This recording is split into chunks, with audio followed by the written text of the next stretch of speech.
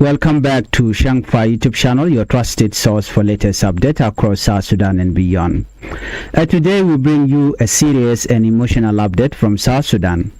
Recent reports show increasing violence in different parts of the country, especially in Warab State and Akuba town. This incident involved cattle raid, army group, and growing tension between communities. Many lives have been lost, families have been affected, and fear continues to spread. In this video, we will break everything down in simple ways that you can understand what is happening, why it matters, and what it could mean for the future of South Sudan.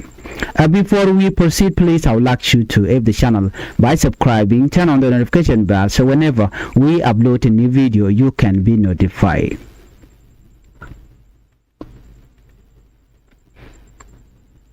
Let's begin our report with deadly cattle raid in Warab State. Let's begin in Warab State. A report says that a deadly attack happened in Gogrial East County. The attack took place early in the morning when people were still at home and not expecting danger.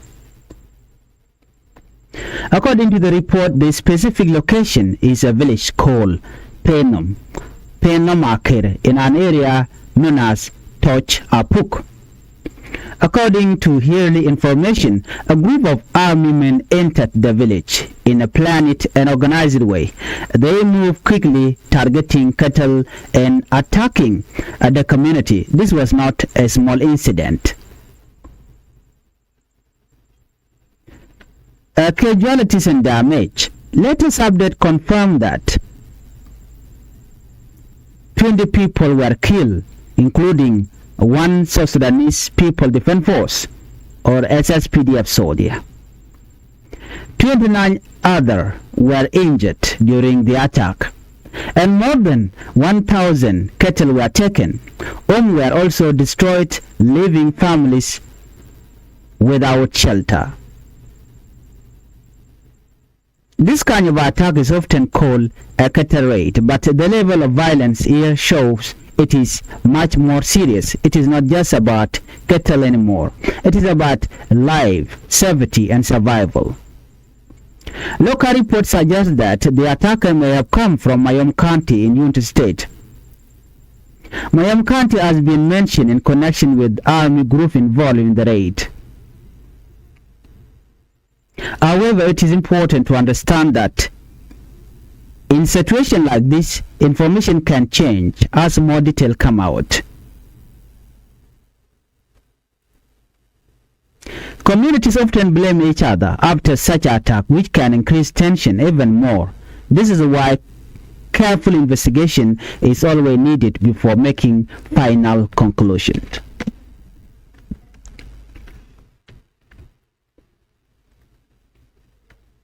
Let's talk about the impact on local communities. Let's talk about a moment to understand the human side of this story.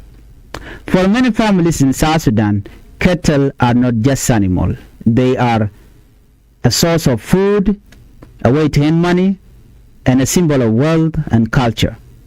When cattle are stolen, families lose everything. Imagine waking up and finding your loved one gone, your home destroyed, your only source of livelihood taken. This is the reality many people in Gogrial are facing today. The injured are struggling to get medical care, and many families are now displaced, according to the information. Our new report is the situation in Akuba town. Now let's move to another area, Akuba town in Jonglei State. Akuba has also been in the news due to the president of different army group, according to the report.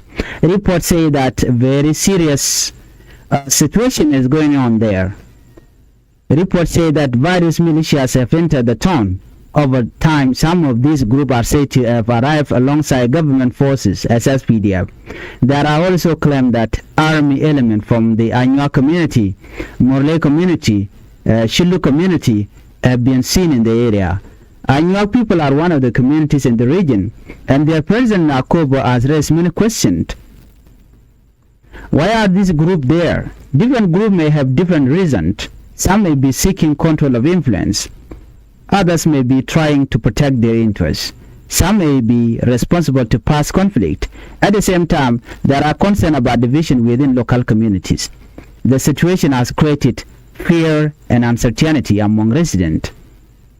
South Sudan has many communities, including Dinka people, Nuer people. These communities have lived together for many years, but conflict have something created division.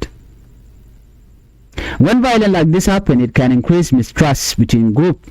Some people believe that political decision and leadership struggle have contributed to this division. President Salva Kiir has been a central figure in the country leadership for many years. There are different opinions among citizens. Some support the government, others feel frustrated and want change. It is important to know that opinions vary widely and the situation is complex. Blame and anger can sometimes make things worse instead of helping communities heal. Let's look at the bigger picture. Dr. Guy Cook visit might seem sign of peace, but on the ground, the Akuba civilian or the Nuer civilian living there, most of them, if not all, they are in refugees. They crossed the border already. They are on the side of Ethiopia, fearing that they will be targeted by the SSPDF. According to the local communities living there, those who escaped, who fled the town, they said the moment SSPDF, South Sudan People Defense Force, ordered the evacuation, when they give the civilian 72 hours and humanitarian organization to leave immediately, or failing to do so, will lead to a catastrophic. The people, the civilians living there, including humanitarian organizations, they left immediately. Now, Dr. Guy Cook is calling them to come back, but the people do not trust Dr. Guy Cook anymore, because the order was given that any civilian who will not evacuate Akuba town will be targeted and the government will not be questioned. This is why all civilians left Akuba town. They are now living in the border between Ethiopia and South Sudan.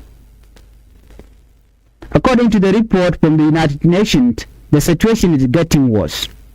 Even though Dr. Guy Cook is calling the civilian to return to Akuba, that the peace has come or there is stability, the civilian do not trust the governor anymore.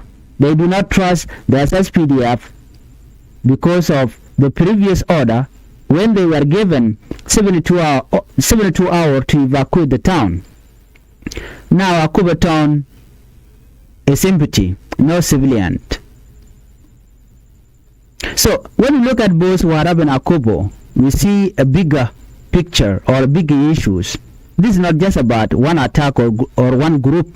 It is about security challenges, communities division, competition over resources, lack of trust. These problems are affecting South Sudan for a long time. Without peaceful solution, this cycle of violence may continue.